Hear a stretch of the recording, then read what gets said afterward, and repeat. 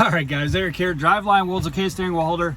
I'm not doing intro or any of that. I got to change my intro. I'm taking my referral code out. I'm not currently referring anyone to Prime. A lot of reasons. We'll get into that over the next couple videos. A lot of it's industry specific. You know, again, we'll get to that in the next few videos. I was super bummed. I've recorded 3, and by the way, you're gonna hear noise coming out of the window because it's freaking hot. It's humid right now. I'm at the terminal waiting on a trailer. I'll be long gone by the time you guys see this video. But waiting on a trailer, and I just went in to take a shower, and the place is a graveyard. I mean, it's bizarre. This is the first time in a year that I've been to the terminal, the Springfield terminal, where you could park anywhere you want, in the middle of the night, middle of the day, it doesn't matter, anywhere. There's parking everywhere. Get right into the tractor shop, right into the tire shop. In fact, earlier today, I had to get my transmission PM done, the 300,000 mile deal. And I had to get a APU PM chassis lube. So I went and got the, so I went to the inspection bay for the appointment. Then I went to do the inspection thing. Then I went, and I had like 4 hours.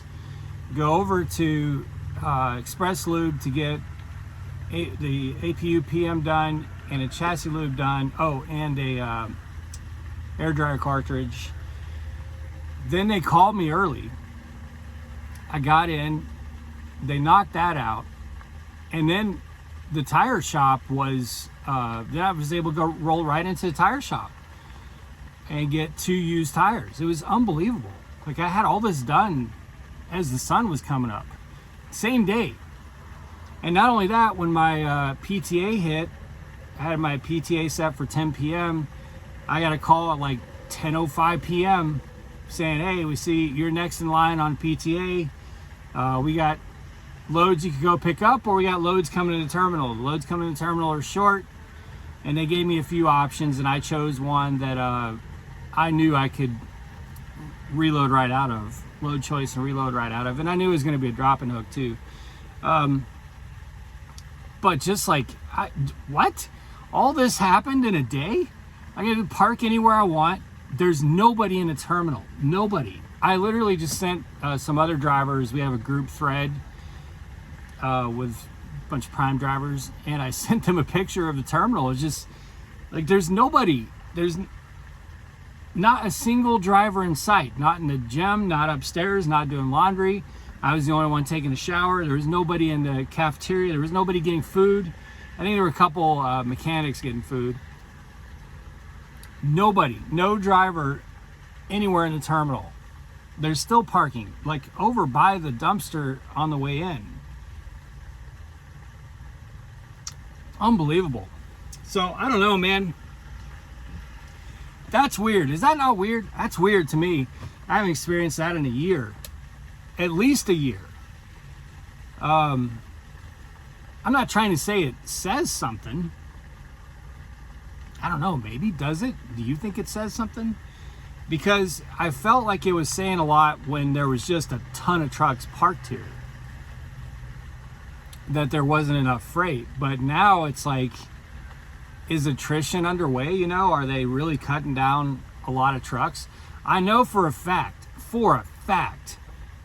that if you leave Prime in good standing, you go do some other work, go drive somewhere else, you had better be certain that's what you want to do, because it is damn near impossible to get rehired right now.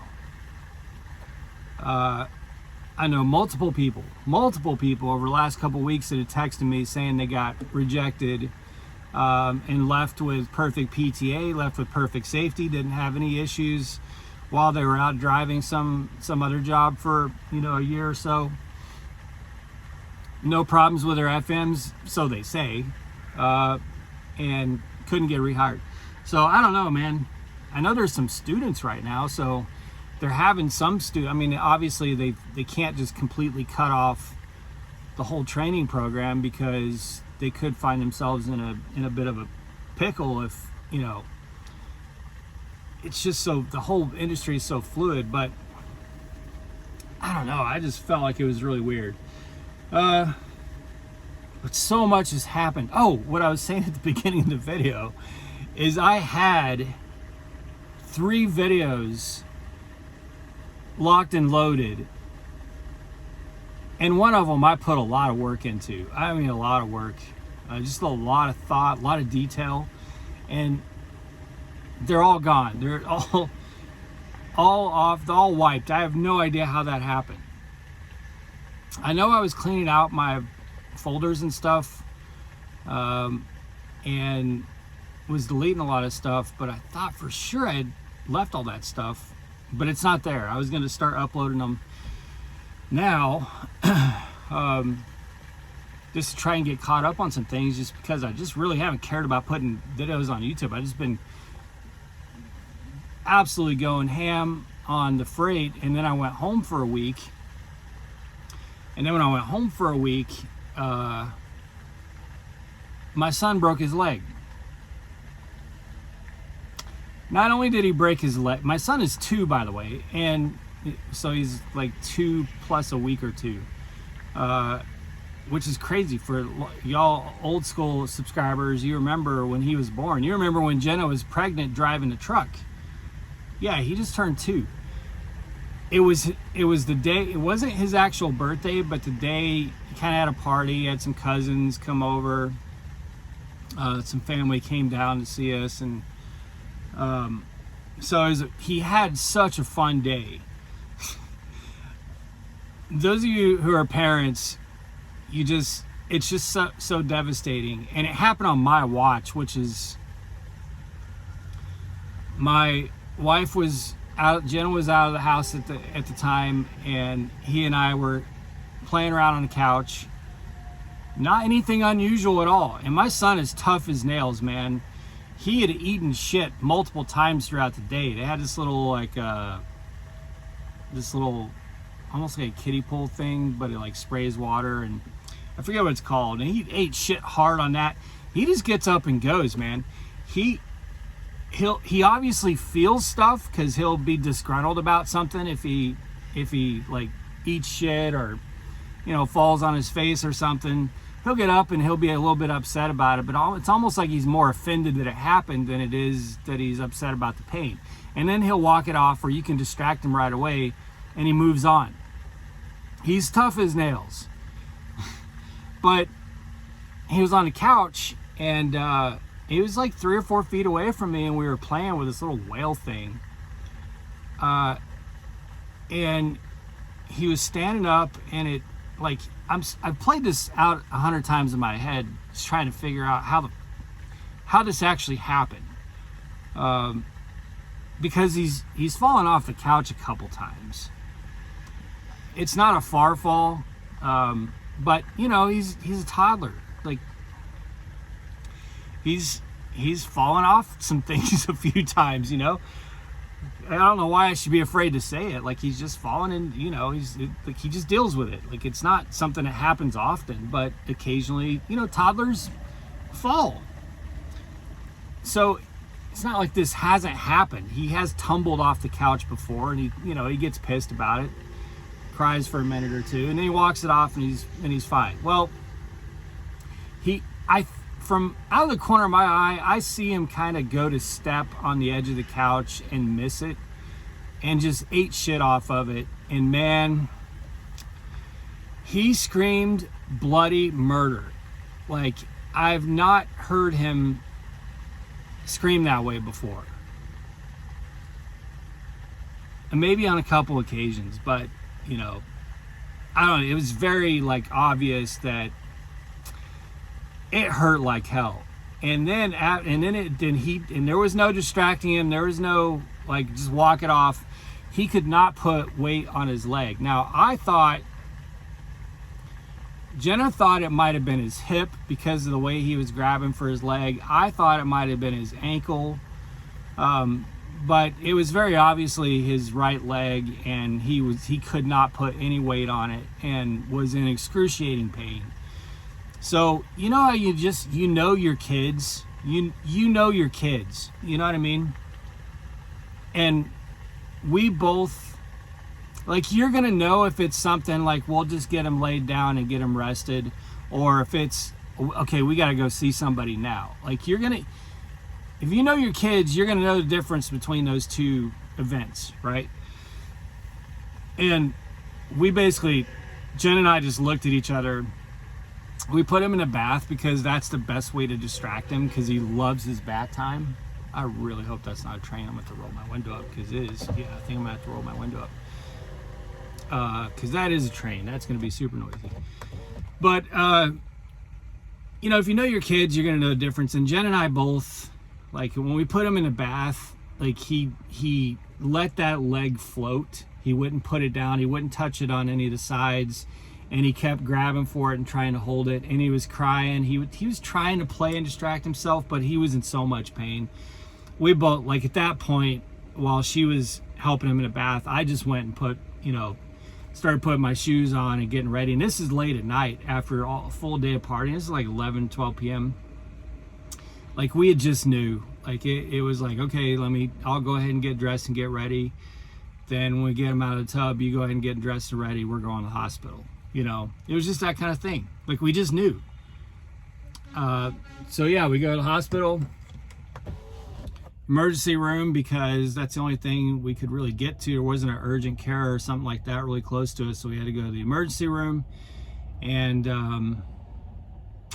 it was weird because he clearly had been crying. I gotta roll this one up. Man, it is just humid, dude.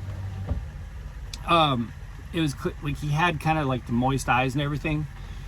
But in the ER, which there was nobody else in there, I was like, I wonder if they just think that we're just crazy, because he wasn't crying or anything. There was no indication that there was anything wrong with him. But again, we just knew. But then we get into the x-ray room, and he would definitely start crying if anyone touched his leg, or if we set him down, or any weight was put on his leg. And the x-rays happened, and sure enough, he broke his leg. I was just like, that this happened on my watch and when I was home, which I was grateful that it happened when I was home, I guess. I'm not grateful that it happened, but if it had to happen, I would rather it happen when I'm home than to happen when I'm not home. I would hate to get a call of, oh, I'm taking your son to the emergency room and I'm fucking 1,300 miles away. You know what I mean? Like, that's just like my worst nightmare. But yeah, he broke his leg. He broke both the bones in the shin area. So we were very fortunate in that front, because it was not on growth plates, and both bones are cracked, like kind of in his shin area below the knee. And it was, we'll find out. He's got to go back in like a week and a half for more x-rays. But when we went to the, what are they called, orthopedist? I don't know if that's the right word. Whatever knee surgery, bone people are. We had to go a few days after the emergency room. They put him in a splint, and we went, and that doctor was like, yeah, this is kind of just, we're not even going to cast him, because it's not really, it's not in a place where it's going to require surgery. It's in a place where we can't really cast him, because the cast would be up to the thigh, and he wouldn't be able to bathe him or anything like that. We don't really do, in fact, they said they don't really do cast anymore. They just do this splint thing that like hardens in the shape of your leg and your ankle and just wrap the shit out of it. So that's what they did. So I had to leave the house with Jenna with a crippled toddler. Not easy, not fun to deal with. It's not fun psychologically. It's not fun for her either. But to have to leave You know, my son is very, very active. Very active. Like, he's a little terrorist, man. He is. And for him to not be mobile is very hard. In fact, the doctor, the doctor we went and saw a couple days after the ER, he was like, you know, kids just, they kind of know when it's healed, when it's starting to heal, and when they can get up and walk, you know. So you just trust him. And both of us left and were like, no, we ain't trusting him. And sure enough, a day or two later, man, that little dude would be walking right now if we let him. He just walked through the pain. So we're, you know, keeping him off his feet, keeping it very secured, and just having to just absolutely, it's horrible for him because he just wants to go, you know, but he just has to stay off of that leg for a couple weeks. The doctor thinks that the way those fractures are, they should be healed in like probably a month. He was saying 4 or 5 weeks. So that happened. Crazy, man. Anyway, so I was saying at the beginning of this video, if you've stuck it out this far, I was saying at the beginning of the video, I'm not really going to be referring Prime for the foreseeable future. And like I said, there's a lot of reasons for it, and I'll get into it over the next couple videos. Now, part of it, you know, again, there's a lot of variables, and I will hit on the camera stuff again. It was as I told you guys a couple weeks ago. I told you they were going to start out with a small part of the fleet, and most of us wouldn't be dealing with this until the end of the year at the soonest. Well, that's the case.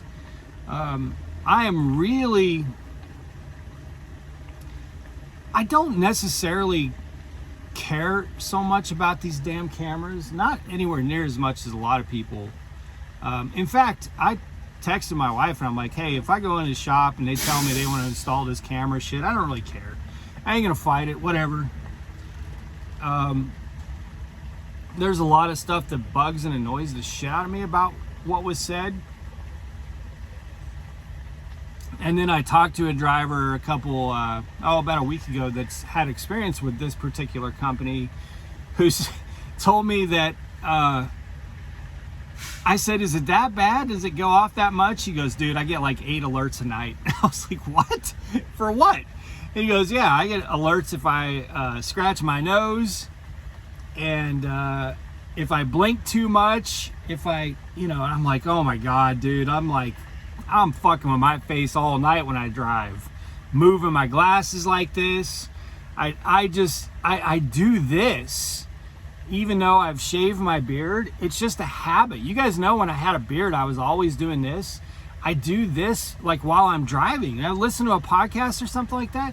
It has nothing to do with me being distracted or, oh boy, blinking my eyes too much, drinking coffee. Like, I know they say like, oh yeah, if we can tell that if we have to take a look at it and it's that you were drinking coffee or that you were talking on the CB, then we're gonna remove that. I'm like, dude, I'm drinking coffee all night.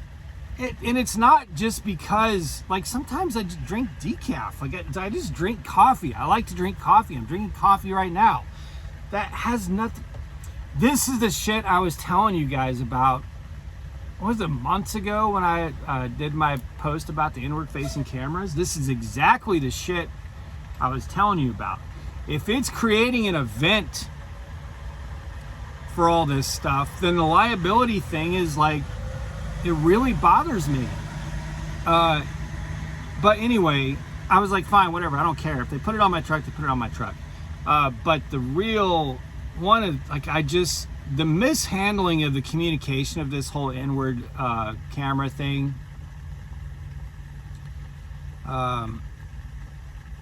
has been just a real, I'm trying to find the right word here. It's just been a real letdown. You know what I mean? And there's a lot of other things too. There's miscommunication happening on freight. specifically reefer freight, there's just a disconnect. There's a disconnect between Prime as a corporate entity, or however they're filed, between Prime as a company, like at the the top levels of Prime, and the driver community. There's a disconnect that has not existed in all years prior.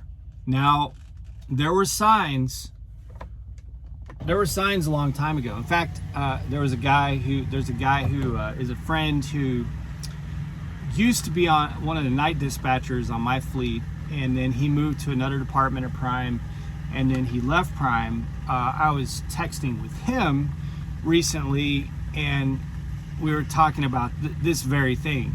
And this dude is a very cool dude. And I asked him about it, and he was like, man, he said, when I left, it was going downhill. He said it wasn't just a disconnect between, the upper floors and drivers.